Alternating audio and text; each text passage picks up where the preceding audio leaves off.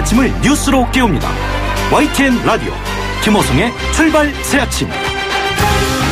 여러분 안녕하십니까? 출발 새아침 김호성입니다. 오늘 새벽 양승태 전 대법원장의 구속영장이 발부됐습니다. 헌정 사상 처음입니다.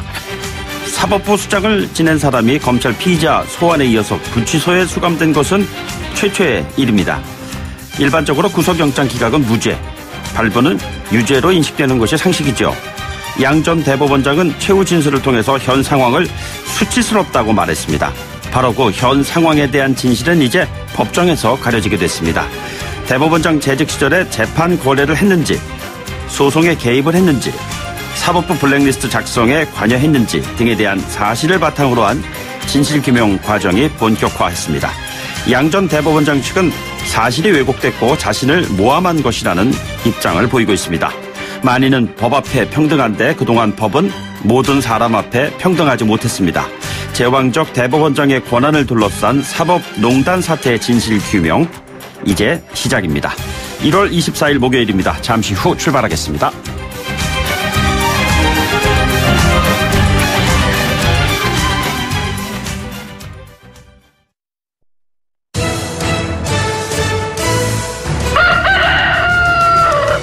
꼭이요 꼭, 출근길 꼭 알아야 할 뉴스, 이종래 꼭 뉴스. 네, 오늘 꼭 아셔야 하는 뉴스 정리해보겠습니다. 시사평론가 이정훈 박사 오셨습니다. 안녕하십니까? 네, 안녕하세요. 예, 새벽닭이 울기 전에 양승태 전 대법원장이 결국에 구속이 됐네요. 네, 그렇습니다. 서울중앙지법 명재권 영장전담부장판사가 밝힌 영장 발부 사유 3가지입니다. 혐의가 소명된다, 사안이 중요하다, 증거인멸 우려가 있다. 네네. 네. 그동안 검찰 쪽에서 열심히 증거를 확보한 것이 결정적이었던 것 같고요. 네네. 주요 물증은 김앤장 독대 문건, 그다음에 판사 리스트 문건, 그리고 이규진 수첩, 이 3가지로 알려지고 있습니다. 네네. 서울구치소에서 대기하다가 그대로 독방에 좀 수감이 된 상황이고요. 헌정사상 초유의 전직 대법원장 구속, 사법부의 치욕의 역사로 남을 것 같습니다. 네네. 하지만 국민에겐 좀 희망적인 측면도 있다. 법치주의에는 예외가 없다는 것을 보여줬다. 그런 의미가 있을 것 같고요. 그리고 사실은 이번 일을 통해서 사법부의 지금 지도부들도 좀 반성을 좀 많이 하셔야 할 것 같아요. 네네. 그러니까 양승태 전 대법원장도 이번에 그 검찰 조사 과정에서 주로 많이 한 얘기가 실무자들이 다 했다. 네. 이런 얘기 아닙니까? 이른바 사무 전략에다 포함되어 있는 내용들이에요. 이거는 정말 좀 부끄러워해야 할 일이다, 이렇게 생각하고, 윗분들이 이러니까 신재민 전 사무관 같은 사람이 나오는 거다. 네네. 이렇게 생각합니다. 그 연장선상에서 임정원 처장 같은 경우에도 일정 부분 불만을 좀 표시하는 것과 같은 그런 그렇죠. 느낌이 있었어요. 그러니까 임종원 전 차장 입장에서는 두 전직 법원 행정처장도 처벌 안 되고 양승태 전 대법원장도 처벌이 안 된다면 결국 본인이 그 모든 죄를 다 뒤집어 써야 되는 상황이잖아요. 예. 그건 아마 본인으로서도 받아들이기가 어려웠을 겁니다. 네. 어제는 법원, 특히 검찰, 참 여러 가지 불편했던 날이지 않았었나 싶은데 안태근 전 감사장도 어제 법정 구속이 됐습니다. 네네.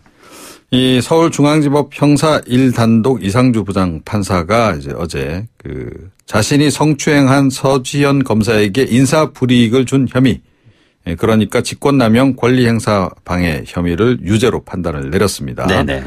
검찰이 구형한 것을 그대로 그냥 선고를 해버렸어요. 징역 2년. 곧바로 법정 구속이 됐고, 서지현 검사는 이번 판결에 대해서 너무 당연한 결과지만 전혀 예상하지 못했다. 네네. 이게 참 사실은 알고 보면 굉장히 좀 의미하는 바가 크죠. 네네. 그러면서 수많은 피해자들에게 작은 위안과 용기를 되기를 바라는 마음이다라고 밝혔습니다. 어제 또 검찰도 조재범 전 쇼트트랙 국가대표 코치 항소심에서 징역 2년을 구형을 했고요.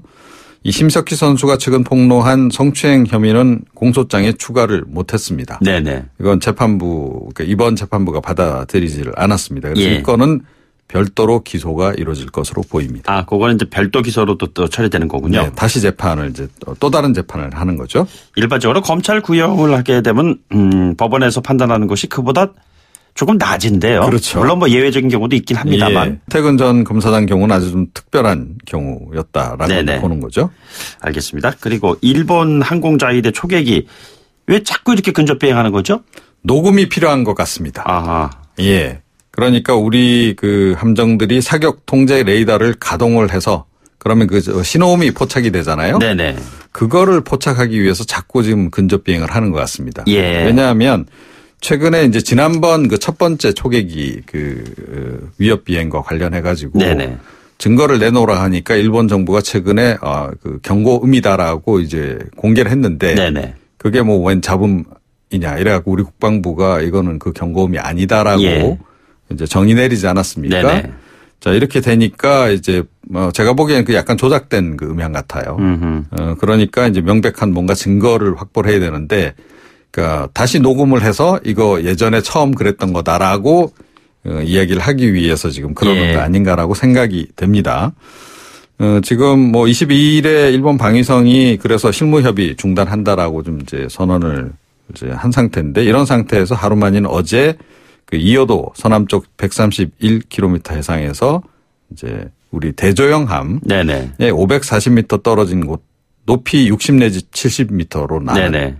이게 고도가 이제 특히 문제 아닙니까? 네네. 굉장히 적어도 이제 위협 비행을 이제 한 겁니다. 경고를 20여 차례 보냈지만 무응답이었고 근접 위협 비행 장면을 일단 영상 장비로는 촬영을 했다 그럽니다. 네네. 하지만 사격 통제 레이더를 가동하지는 않았는데 이건 이제 잘한 거죠. 예. 가동했다 그러면 아마 바로 경보음 딱 포착해갖고 녹음 조작을 해서 첫 번째 이제 그 논란이 되는 그 사안 관련해가지고 그때 이 경보음이다라고 일본 측에서 내놓을 가능성이 굉장히 높은데 예. 이건 잘한 것 같은데 그렇다고 해서 지금 무조건 무대응으로 지금 가는 것도 좀 문제 아닌가 싶어요. 앞으로는 뭐 이제 엄정하게 대응하겠다라고 지금 얘기는 하고 있는데 계속 일본이 이런 식이면 뭐 우리도 초계기를 일본 함정 근처로 이렇게까지 근접 비행은 아니더라도 네네. 예, 계속 감시 활동을 더 강화해야 하지 않을까 싶습니다. 540m 떨어진 곳에서 일정 그 높이로 날아간다는 거는 사실상 그냥 남의 집 안방을 마구 그냥 휘젓고 돌아다니는 거나 마찬가지잖아요. 그런 거죠. 네. 무소속 손혜원 의원, 이젠 무소속이 되셨군요. 예. 네. 어제 기자간담회를 열었는데 저도 그 현장을 봤는데, 네. 이게 아주 그 시각적으로 아주 극대화된 그러한 그 현장의 모습을 전 느꼈어요. 굉장히 사과. 그렇죠. 예, 사과란 단어를 썼습니다. 예. 그러니까 좀 이례적이죠. 그러니까 연출을 상당히 좀 한 것 같아요. 네네. 근데 어제 기자간담회를 한마디로 좀 정의를 한다면, 꼬리 내린 손혜원. 저는 그렇게 보고 싶어요. 예, 예. 그러니까 특히 이해충돌 논란과 관련해서 법적으로 안 걸려도 국회의원으로서 다른 이익이 올 수 있는 게 있다면 사과하겠다. 네네. 그러니까 이 사과라는 표현을 이제 처음 쓴 것이 굉장히 이례적이죠. 그러니까 손 의원이 이런 표현 잘 안 쓰시는 분이잖아요. 네네. 아마 변호사의 좀 자문을 받지 않았나 싶어요. 네. 예, 그렇게 여겨지고 전체 기자간담회 내용을 요약하면 뭐 모두 기부할 테니 이쯤에서 그만둡시다. 예. 뭐 이렇게 지금 이제 보면 정확하지 않을까 싶고 그런데 사실은 어제 기자간담회에서 해명한 내용도 실은 이해충돌 방지 위반에 네네. 해당합니다. 그러니까 이해충돌 방지 차원에서 크로스포인트 재단 이사장을 이제 그만둔 거 아닙니까? 자, 그런데 여전히 뭐 재단 뭐 재산을 어떻게 하겠다. 네네. 뭐 기부를 하겠다느니 뭐 원래 이걸 뭐 어떻게 해서 뭐 500평까지 해서 뭐 만들려고 했다느니 그러니까 본인이 상당히 주도했다라고 하는 것을 스스로 막 얘기를 어제 하더라고요. 글쎄요. 예. 예. 이것 자체가 사실은 이해충돌 방지에 네네. 어긋나는 겁니다. 그러니까 하더라도 이사장인 남편이 그런 얘기를 했어야 되는 그렇죠. 거죠. 기자들을 예. 모아놓고. 예. 그래서 또 뭐 이번 건 이제 특히 사과할 사안은 아닌 것 같고 제가 보기엔 사과로 그냥 넘어갈 사안은 아니죠. 국회의원이기 때문에 부패방지법 청탁금지법으로 뭐 어찌됐건 뭐 이 검찰 조사 받고 처벌받아야 될 사안이 있으면 처벌을 받아야 될 사안이다 이렇게 좀 생각을 하고요. 네네. 실현되지 않은 기부를 전제로 해서 면죄부를 달라 이런 요구도 사실은 좀 무리한 요구죠. 국민으로부터 진정성을 인정받으려면 일단 기부부터 하시는 게 그렇죠. 맞지 않나 예. 생각합니다. 알겠습니다. 그리고 이게 뭐예요? 그 차가운 냉면이 돼야 할 을지면옥이 뜨거운 감자가 됐다고요? 예. 아침부터 아재 개그 하시는 예. 거죠. 네. 을지면옥 뭐 저도 가본 적이 있는데요. 2006년부터 이제 추진해 온 세운 재정비 촉진 사업. 그러니까 세운상가 아시죠? 네네. 그 이제 재정비 사업 그렇죠. 관련해가지고 이제 을지면옥 그 옆에 있는 뭐 양미옥 같은 오래된 이제 점포들 이 철거 위기에 이제 처한 겁니다. 그러자 박원순 시장이 전면 재검토하겠다라고 이제 최근에 언급을 했고 일단 철거 작업을 중단시키기로 한 겁니다. 네네. 자, 이렇게 되니까 이제 이 작업, 재개발 작업을 진행하고 있던 그 지주를 비롯해서 그 뭐 건설사들 다들 좀 이제 당황스러운 그런 상황이 돼버린 거죠. 2014년에 세운 재정비 촉진지구 정비사업 계획을 이제 수립을 하긴 했는데 2015년에 또 역사도심 기본계획 상의 생활유산을 보존하는 이것이 이제 포함이 돼 있는데 이거를 반영하지 못하고 그냥 추진을 막 했다. 그러니까 지금이라도 이걸 좀 앞으로 반영해서 보존 조치를 하겠다라는 게 서울시 입장인데요. 입장 조율이 쉬울까 과연. 그래서 지금 뭐 일각에서는 또 다른 갈등을 더 유발시킨 거 아니냐라고 하는 지적도 지금 나오고 있는 상황입니다. 알겠습니다. 여기까지 듣죠. 고맙습니다. 네. 지금까지 이종훈 시사평론가였습니다.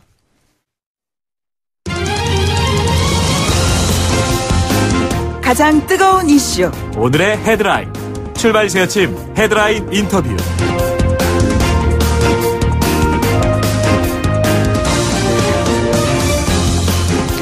예, 죄송합니다. 마지막 집세와 공과금입니다. 이 기억하시죠?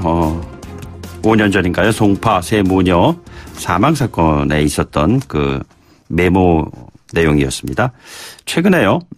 치매를 앓고 있는 80대 노모 그리고 함께 살던 50대 딸이 또 반지하 방에서 숨졌습니다. 월세방이에요. 빈곤사회연대 김윤영 사무국장 연결하겠습니다. 국장님 안녕하십니까? 네, 안녕하세요. 예, 이 망우동 사건 좀 간략하게 좀 정리를 좀 해주실까요? 그 망우동에 살던 80대 어머니와 50대 딸이 반지하방에서 숨진 채 발견된 소식이 얼마 전에 전해졌는데요. 어머니는 치매를 앓고 있었고 또 따님 같은 경우에는 오랫동안 대인기피증 등으로 인해서 이웃이나 가족들 간의 교류가 없는 상황이었다고 해요. 최근 10년 동안은 따님께서 어머니를 간병하면서 두 분이 함께 생활을 하셨는데 어머니가 받고 있던 기초연금 25만 원 외에는 다른 소득이 없었던 것으로 보입니다. 그래서 뭐 알려진 기사에 따르면 그 보증금을 조금 빌려서 차용해서 사용하는 식으로 집주인분께 돈을 빌려서 사용을 했었다고 하는데요. 그러다 보니까 뭐 공과금 납부를 못한다든지 이렇게 생활한 것은 아니지만 어려운 사정이 있었던 것으로 보입니다. 그래서 위기 과정으로 발견되지 못했고 끝내 좀 어려운 선택을 안 좋은 선택을 하게 된 것으로 보입니다. 그런데 이게 기초연금이 유일한 수입원이었다고 한다면은 흔히 말하는 복지 사각지대를 챙기겠다 하는 것이 예전에 한 5년 전에 송파 세 모녀 사망 사건 이후에 좀 정부 차원에서의 많은 신경을 쓰는 것 같았다라는 생각이 들었는데 그렇지 않았다는 얘기예요?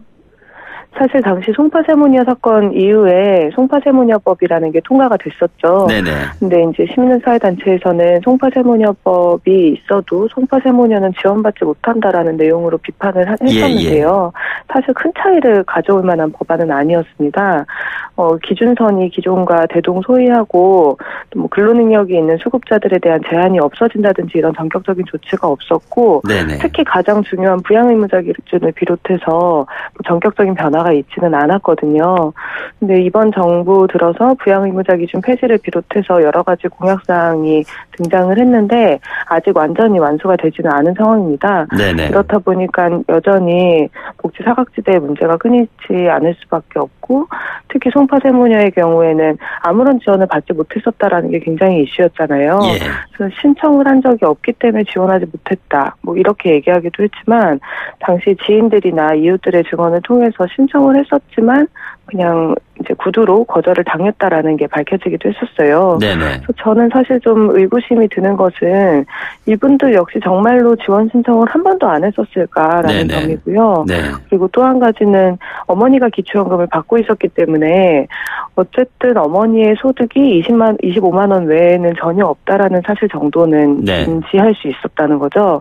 그렇다면 다른 추가적인 소득 없이 어떻게 생활하고 있었는지에 대해서 좀 추가적으로 알아보는 이런 노력이 필요하지 않았나 싶습니다. 이게 지난번 송파에 이어서 이번에 그 발생한 것도 다 서울인데 전국적인 상황을 고려했을 때 수도권 대도시 이런 데서 많이 발생합니까? 아니면은 지역적인 차이가 좀 있는 것인가요? 사실 지역적인 차이가 뭐 정확하게 어떻게 있다라고 말씀드리기 다소 어려운 부분은 있어요. 그런데 지역별로 수급률이 뭐 차이가 좀 난다든지 뭐 빈곤율이 다르다든지 이런 거는 있죠. 네네. 그런데 중요한 것은 그 기초생활보장제도에서 지방자치단체장의 책임과 권한을 굉장히 많이 부여를 하고 있다는 점입니다. 네네. 특히 빈곤 정책에 있어서는 지방자치단체장의 의지에 따라서 상당히 변화가 좀 운영이 다르게 나타날 수 있는 부분들이 있는데요. 네네. 지방자치단체장의 의지를 가지고 좀 더 많은 사람들에게 빈곤 정책을 시행해야 된다라고 하는 것과 그렇지 않은 것과 네네. 현장에서 주민들이 느낄 수 있는 복지에 대한 감각이 다르다는 것이죠. 예. 신청을 하러 갔을 때 환영받는 느낌을 받을 수 있는가, 그리고 뭐 여러 지침을 활용해서 나를 복지수급을 받을 수 있게 만들어준 것인가 그렇지 않을 것인가 이런 거에 따라서 상당히 다를 수밖에 없다고 봅니다. 네네. 왜냐하면 복지제도가 너무 복잡하거든요. 특히 예. 빈곤층 복지제도는 내야 하는 신청 서류도 너무 많고요. 그리고 제도 자체도 너무 복잡하다 보니까 스스로 알아서 딱 맞춰서 서류를 제출하기보다 네네. 막연하게 그냥 사정을 설명해야 되는 경우가 많아요. 네네. 이런 과정에서 신청을 거부당하게 되면 상당히 좌절하게 되고 더 이상 신청을 하지 않게 되는 경향도 만들어집니다. 직접적으로 찾아가서 이른바 방문해가지고 이 같은 문제를 해결하는 그러한 시스템은 지금 작동하고 있지 않습니까? 네, 찾아가는 동주민센터가 뭐 서울에서도 몇 년 전부터 시행이 되고 있고 또 전국적으로도 많은 지자체에서 시행을 하고 있어요. 그런데 그 찾아가는 동주민센터도 그렇고 사회복지 발굴에 대한 제도들도 그렇고 뭐 일종의 위기 점수의 총합을 고려해서 발굴을 하게 됩니다. 네네. 예를 들어 단전이나 단수가 되어 있다든지 뭐 고령이라든지 1인 가구라든지 이런 예. 것들이죠. 근데 지금 들어보면 아시겠지만 망우동 모녀의 상황과는 모두 다 어울리지 않는 말들이거든요. 주변에서 아는 사람이 아니었고. 없었다는 거 아니에요? 예, 그렇죠. 그리고 단전이나 단수 역시 되지 않았다고 합니다. 네네. 그런데 이게 뭐 처음 있는 일은 사실 아니고 재작년에 서울시에서 돌아가셨던 한 50대 남성분 고독사한 채 발견이 되셨었는데 네네. 그분 같은 경우에도 단전 단수 그리고 월세도 체납된 상황이었지만 그 노인 가구가 아니었기 때문에 위기점수의 총합에서는 좀 모자랐다 이런 예. 식의 해명이 있기도 했었어요. 네네. 그러니까 결국 중요한 것은 위기 점수를 얼마나 뭐 부과를 해서 정확하게 찾아낼 것인가 이런 건 상당히 지역적인 문제라고 보이고 예. 복지를 줄 수 있는 총량을 늘리는 게 굉장히 중요하다고 생각이 듭니다. 네네. 그래서 결국 어떻게 발굴할 것인가라는 논의에 갇히기보다 필요한 사람 전체에게 복지를 줄 수 있는 방법이 무엇인가 네네. 어떻게 제도를 빠르게 개선할 것인가 여기에 훨씬 초점이 맞춰져야 옳다고 생각합니다. 복지를 줄 수 있는 총량이 늘어난다는 것 거기에 더해서요. 예를 들자면 빈곤의 고리를 끊기 위한 어떤 그 자립의 대책 이런 것들에 대한 고민은 없나요? 그렇죠. 그런 게 장기적으로는 가장 중요한 일일 텐데요. 네네. 그 어머니와 따님이 겪었던 상황을 보더라도 사실 우리가 고령이라든지 질병이라든지 이런 것들 때문에 평생을 살아가면서 한 번쯤은 겪을 수 있는 위기라고 봐야 되거든요. 네네. 그런데 현재 노인 빈곤율 50%가 대변하고 있듯이 노인이 되었을 때 소득이 끊겼을 때 몸이 아플 때 도움을 받을 수 있는 길이 사실 한국 사회는 별로 없는 것이고 네네. 이게 바로 사회보장이 미비한 상황이다라고 볼 수 있겠죠. 예. 장기적으로는 국민연금의 성숙이라든지 저소득 노동자들도 국민연금에 가입을 할 수 있도록 더 많이 제도적으로 지원하는 방법이라든지 실업이나 실직을 했을 때 몸이 아플 때 좀 지원받을 방법이라든지 이런 것들이 있어야 될 텐데요. 하지만 이런 것들이 성숙되기까지 빈곤층이 마냥 기다리면서 고사할 수는 없는 것이기 때문에 당면한 과제로 빈곤층에 대한 복지 지원 혜택은 훨씬 넓어져야 된다고 봅니다. 알겠습니다. 지금 현재 기초생활 수급자가 한 3% 정도 되는데 최소한 5%, 6% 정도로는 높아지기 위해서 노력을 하는 게 최선이 아닐까 싶습니다. 예, 빈곤 사회 연대이시잖아요. 이 연대의 힘이 조금 더 이 같은 문제를 해결하는데 긍정적으로 좀 작용할 수 있도록 그럼 저희들 쪽에서도 할 역할이 있다면 하도록 하겠습니다. 오늘 말씀 고맙습니다. 감사합니다. 지금까지 김윤영 빈곤사회연대 사무국장이었습니다. 1부 마치고요. 2부에 돌아오겠습니다. 뉴스를 만들어내는 뉴스, 이슈를 끌고 가는 이슈. 아침을 여는 정통 아침 시사. YTN 라디오 김호성의 출발 새아침. 네, 2부에서는요, 더불어민주당의 박영선 의원을 연결해서 헌정사상 초유의 사태, 양승태 전 대법원장 구속의 의미 알아보도록 하겠습니다.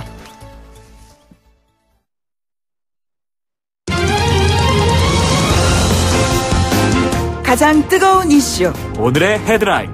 출발 새 아침 헤드라인 인터뷰.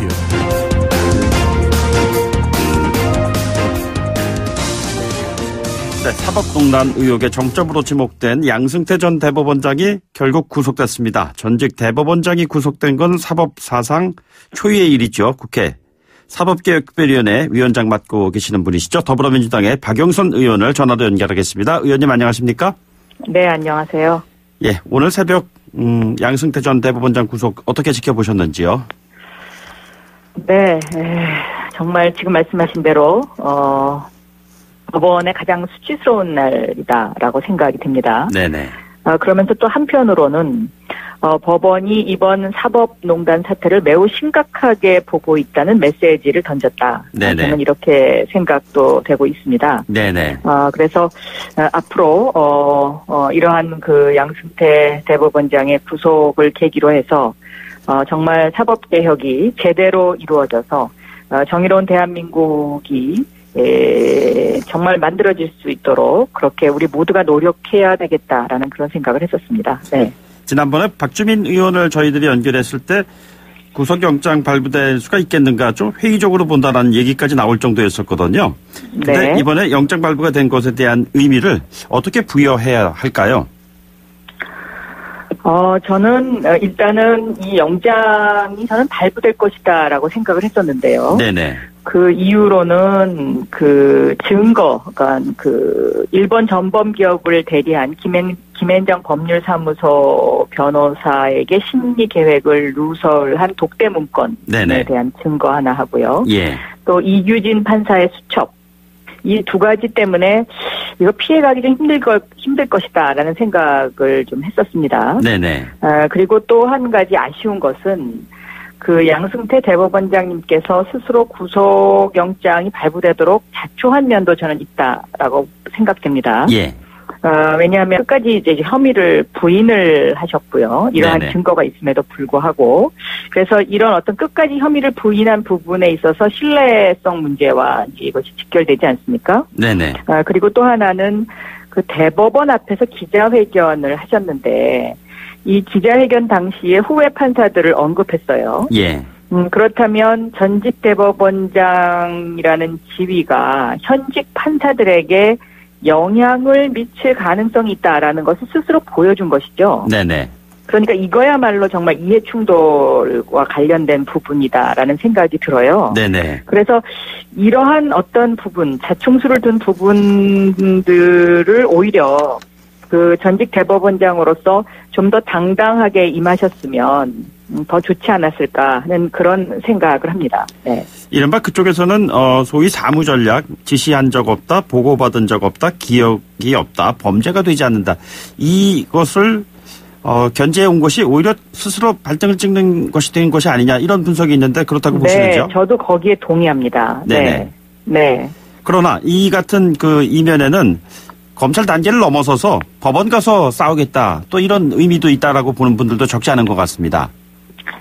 글쎄요, 그것은 법조인들이 늘 그런 생각을 할 수는 있다라고 생각하는데요. 네네. 저는, 대법원장을 지내셨던 분이기 때문에 어떤 한 법조인으로 이것을 규정하기보다는, 전직 대법원장으로서의 어떤 그런 그 위엄과 당당함을 국민 앞에 보여주셨던 면 더 좋았을 것이다. 저는 네네. 그렇게 생각하고 있습니다. 네. 예, 구속 결정으로 일단 검찰 향후 수사는 비교적 잘 진전이 되겠지만 법원 내부에서는 결국에는 흔히 말하는 사법농단의 적폐 세력이 많이 남아있다는 이런 상황에서 재판부 구성이라든가 이런 문제가 이제 초미의 관심사가 될 테는데 어떻게 전개될 거로 예상하시는지요? 예, 물론 지금 지적하신 내용이 논란의 대상이 되어 왔고 또 논란이 앞으로 있을 수도 있습니다. 네네. 그래서 지난 연말에 이제 대법원에서 이 재판부를 늘렸죠. 네. 그리고 재판부를 늘리고 사건 배당을 무작위로 배당을 하겠다. 이제 이런 입장을 밝혔는데 저는 것만으로는 좀 국민들이 이 어떤 재판 과정을 지켜보면서 신뢰를 갖기에는 좀 부족하지 않나 하는 생각을 했었습니다. 네네. 그래서 저는 이번 재판이 오히려 법원의 입장에서는 법원이 스스로의 자정 노력으로 국민적 신뢰를 얻어가는 과정이 돼야 하지 않겠나 그렇게 생각을 합니다. 그래서 굉장히 중요하다 이렇게 보고 있습니다. 예. 네. 그러니까 이 과정 자체가 이제 법원에 대한 국민들의 신뢰 여부를 판가름할 수 있는 또 다른 과정이 될 것이다 이런 말씀이시잖아요. 네. 그런데 최근에 그 재판부의 그 판결을 보면 직권남용 혐의 같은 경우에는 예를 들어서 재판 개입의 의혹이 있다 이런 것에 대해서 상당히 좀 좁은 해석, 까다로운 해석을 하고 있다 이런 얘기 나오고 있습니다. 그렇습니다. 일련의 그 사건들, 최경환 전 경제부총리 재판이라든가 또 몇 가지 무혐의가 난 것이 있죠. 직권남용과 관련해서. 그래서 법원이 스스로 그 부분에 있어서의 앞으로 펼쳐질 사법농단 사태를 예견하고 이거를 너무 좁게 해석하는 거 아니냐는 비판이 있었는데요. 저는 그 비판을 받을 만하다라고 보고 있습니다. 네네. 그래서 법원이 그렇게 그 어떤 그 국민적인 의혹의 대상으로 지금 머물면 저는 대한민국이 굉장히 위기에 처할 것이다. 네네. 왜냐하면 법원이라는 것은 그래도 국민들의 마지막 희망의 보루거든요. 네네. 그러니까 정의를 실현시켜 줄 것이다. 그리고 국민들의 어떤 억울함을 풀어줄 것이다라는 마지막 희망의 보루이기 때문에 저는 이러한 국민의 희망을 저버려서는 안 된다라고 생각하고 있습니다. 예.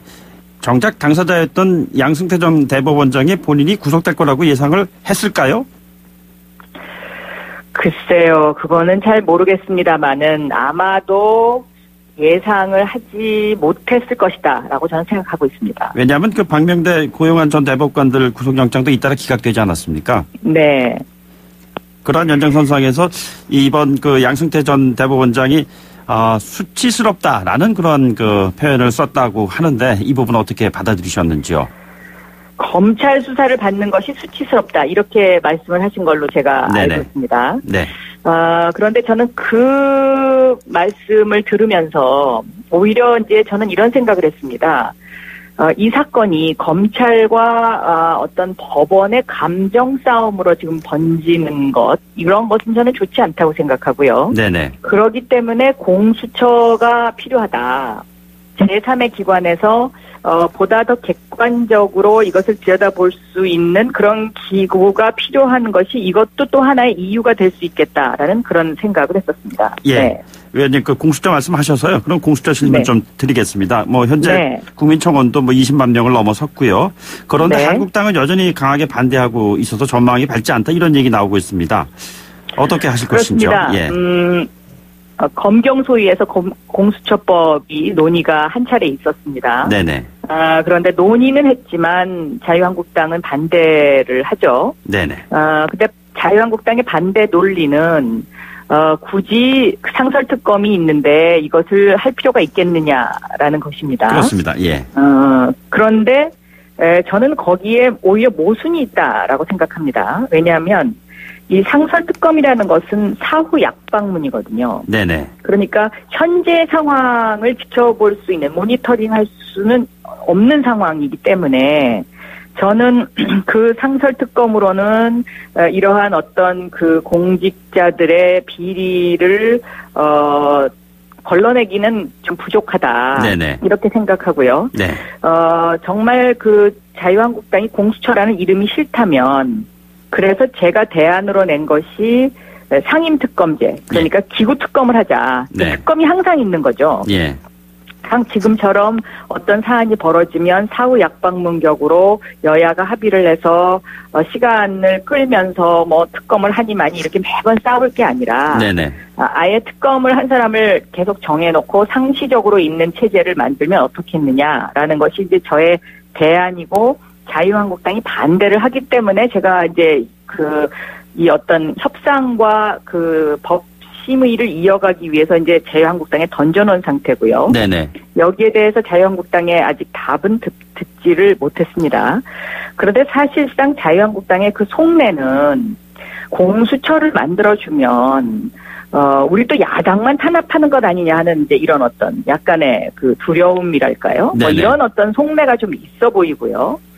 또 하나는 공수처라는 것이 문재인 대통령의 개혁의 상징처럼 되어 있는 것이라서 우리가 이것을 왜 해주냐라는 어떤 이런 뭐 그런 좀 그 반발 심리라고 할까요? 이런 것들이 깔려 있다고 저는 보고 있습니다. 네네. 그래서 그 내심 그 갖고 있는 그러한 것, 그러니까 뭐 야당 탄압을 한다.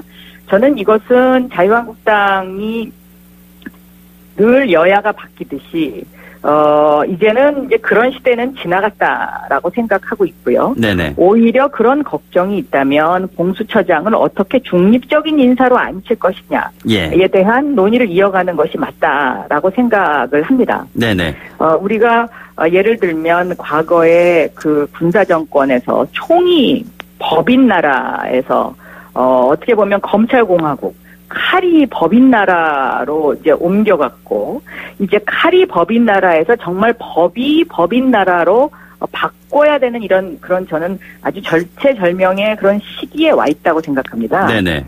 여기서 저희가 한 발짝 더 전진하지 못하면 자유한국당이 계속 어떤 그 검찰 편을 들어가면서 검찰공화국으로서의 과거에 누렸던 어떤 것을 향수를 계속 갖고 있다면 네네. 저는 이것은 굉장히 낡은 사고다 이렇게 생각하고 있습니다. 알겠습니다. 공수처 관련 뭐 말씀은 지난달에도 저희 그 연결하셨을 때 공수처 법안 진행 속도가 가장 느리다고 말씀하셨는데요. 이건 향후에도 뭐 별개의 사안으로 좀 한번 다뤄보도록 하겠습니다. 그런데 최근에 그 민주당의 그 상황을 보면은 법관 탄핵 특별재판부 설치 문제 계속해서 이야기를 좀 해오셨는데 최근 잠잠해졌습니다. 왜 이렇게 된 것이죠? 그것은 양승태 대법원장 사태를 지켜보고 있는 어떤 그런 상황이다라고 이해를 하시면 될 것 같습니다. 네네. 왜냐하면 이 대법원장의 구속 여부가 굉장히 중요한 사건이지 않습니까? 네. 그래서 이 사건이 어떻게 되는지를 일단 보고서 또 논의를 이어가는 것이 맞지 않나 이렇게 생각하고 있습니다. 네네.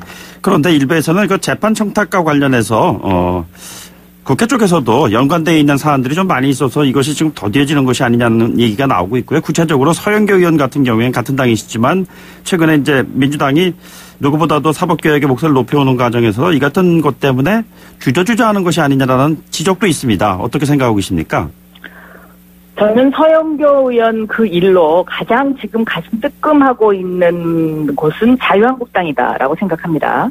왜 그렇게 생각하냐면요. 법사위원장 시절에 제가 이 국회 파견 판사와 검사 제도를 없애려고 했었습니다. 예. 그런데 그 당시에 아주 강렬하게 반대를 했던 의원들이 자유한국당 의원들이었거든요. 구체적으로 노철래 이근현 의원 케이스도 물론 있습니다.